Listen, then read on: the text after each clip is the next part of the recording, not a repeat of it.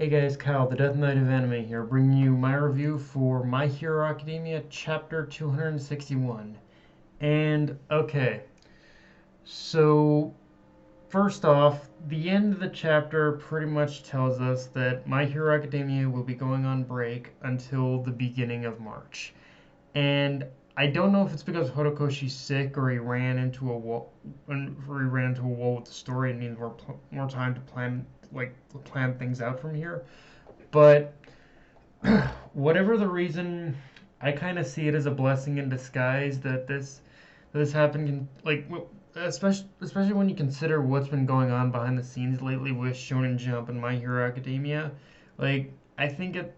I really view this as an opportunity for Horikoshi just kind of to step away from all the bullshit, clear his head, and then hopefully come back rejuvenated and even stronger, whether that be mentally or physically. Having said that, though,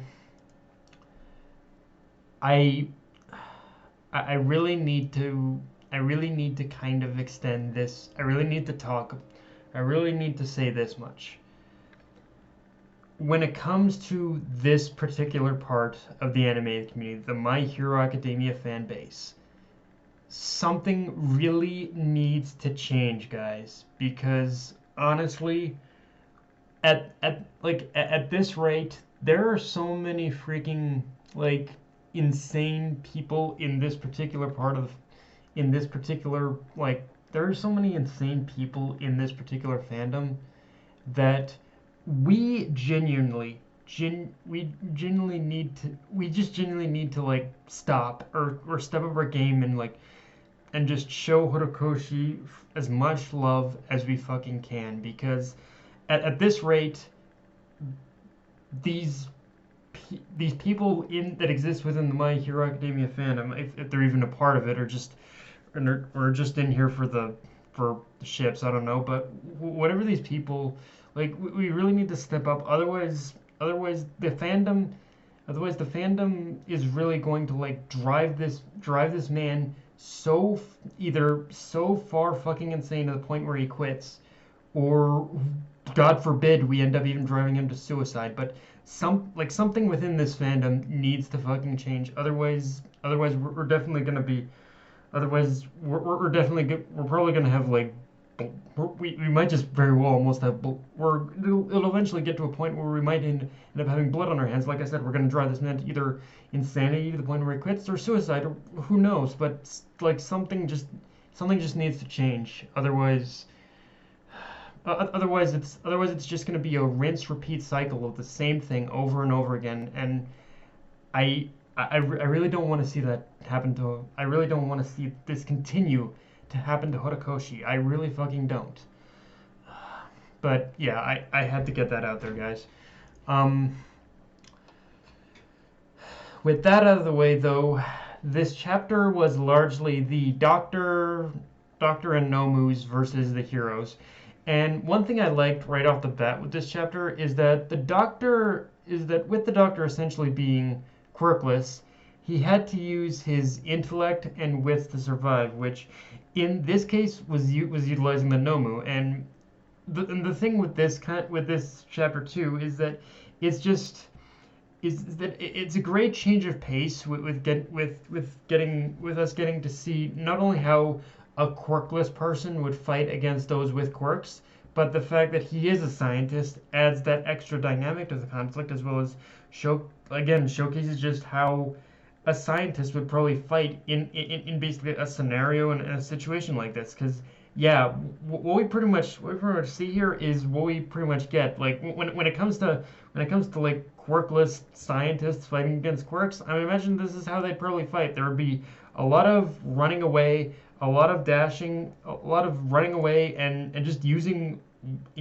whatever like available resources you pretty much could in order to avoid capture. Like that in many respects is basically just how honestly a scientist would overall fight. And I'm and yeah, I'm all here for it. I want, and yeah, I'm all here for it. Like it is just like a very nice, simple.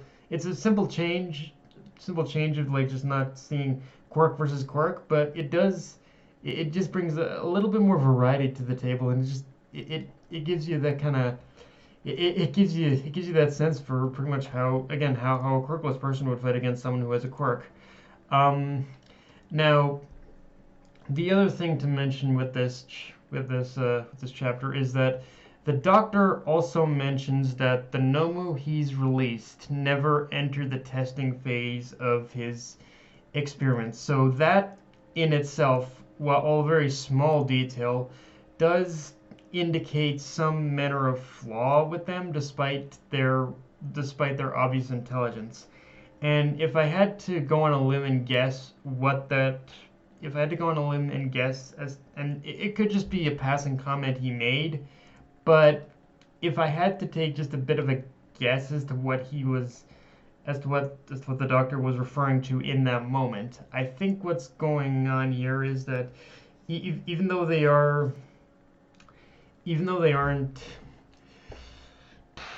it's I think it's one of those things where either they're going to get weaker or they're going to get going to get either weaker or they're going to get more animalistic over time. I think that's one of the two things I'd have to I'd have to guess at because well like you said just the fact that he does and like I said just the fact that he said that they haven't gone through a testing phase it shows that even he doesn't know like what they're capable of and what their weaknesses are. So, but this does in its own way like tell us that yes, there is going to be a weakness that pretty much can be that is going to be exploited by the heroes for sure. It's probably going to be like exposed through like pretty much through these fights. Um, but the fact that they are intelligent right now also is going to provide some very interesting like back and forth between the heroes and the Nomus. At least if the fight between Hood and Endeavor is anything of what to go off because the fight with Hood and Endeavor was definitely one of the more unique fights between like an intelligent Nomu and a hero. So with this being like the second time of us seeing a fight of an intelligent Nomu versus a hero, it's gonna be it provides a lot of interesting back and forth that we haven't seen like if it were to be like the first All Might fight of him fighting just a nameless and just mindless Nomu. But yeah, but I've come to really appreciate. But yeah, it's one of those things where I've really come to appreciate just how much dynamic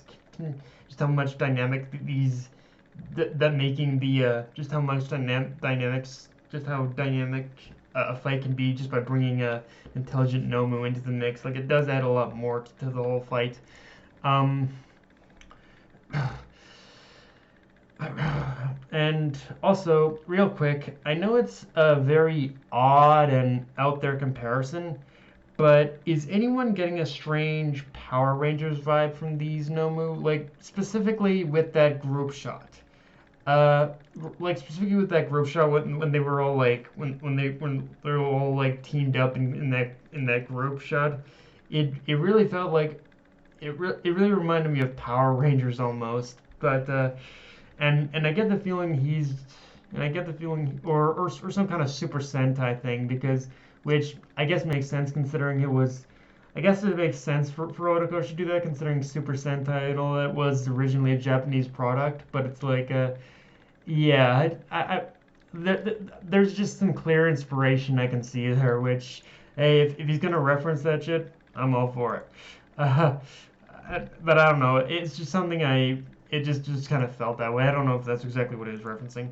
Um, and yeah, it's fair to say our little rabbit Mirko is about to go all in on this fight, which is definitely going to be epic on its own. But just from what we've seen of her, she's also way too overconfident as well, and I feel that's definitely going to get her into some trouble. So hopefully we can see just even if it's minor, just a little bit of development of her and like thinking she can just take this shit on her own. Hopefully, but yeah. But yeah, guys, that's all I got for this review. If you enjoyed the video, like, comment, subscribe. Follow me on Twitter, Facebook, and Crunchyroll. Dead Knight of Anime, signing off. Later, guys.